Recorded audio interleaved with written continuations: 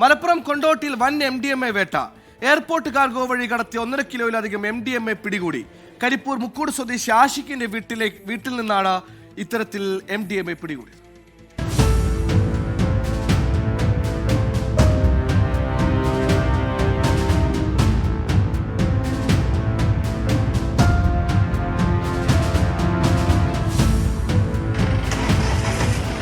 March 6-ന് കൊച്ചിയിൽ MDMA ഉപയോഗിച്ചതിന് 8-അംഗ സംഘത്തെ പോലീസ് പിടികൂടിയിരുന്നു.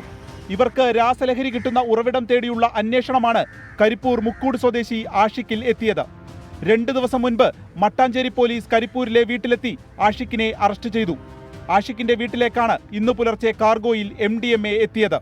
ചെന്നൈ വിമാനത്താവളം വഴി MDMA ഒമാനിൽ നിന്ന് ഇന്ത്യയിലെത്തി എന്നാണ് നിഗമനം.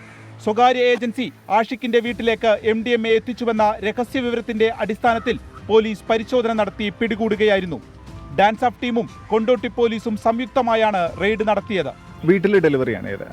ക്ലൈമന്റ് ഇല്ലാത്തതുകൊണ്ട് ആയിരിക്കണം അവർ കഴിഞ്ഞ ദിവസം വീട്ടിലേക്ക് കൊണ്ടുവന്ന് ഡെലിവറി ചെയ്തിട്ടുണ്ട്. ആ ഇൻഫർമേഷൻ്റെ പുറത്താണ് പോലീസ് അപ്ഡേറ്റ്. അപ്പോൾ ഈ കേസിനകത്ത് നമ്മളെ സംബന്ധിച്ചിടത്തോളം ഇനി ആളെ കസ്റ്റഡിയിലെടുത്ത് വിശദമായിട്ട് ചോദ്യം ചെയ്യേണ്ടതുണ്ട്. ബിക്കോസ് ഈ പറഞ്ഞ കാര്യങ്ങളെല്ലാം പറഞ്ഞ മറ്റുള്ളവർക്ക് എല്ലാവർക്കും സപ്ലയർ ഇയാളാണോ എന്നുള്ളതല്ല വെളിവാകത്തുള്ളൂ. അത് തീർച്ചയായിട്ടും അതുണ്ടാവും. നിലവിൽ മറ്റൊരു ലഹരി കേസിൽ റിമാൻഡിൽ കഴിയുന്ന ആഷിഖിനെ ഉടൻ കസ്റ്റഡിയിൽ വാങ്ങി ചോദ്യം ചെയ്യും.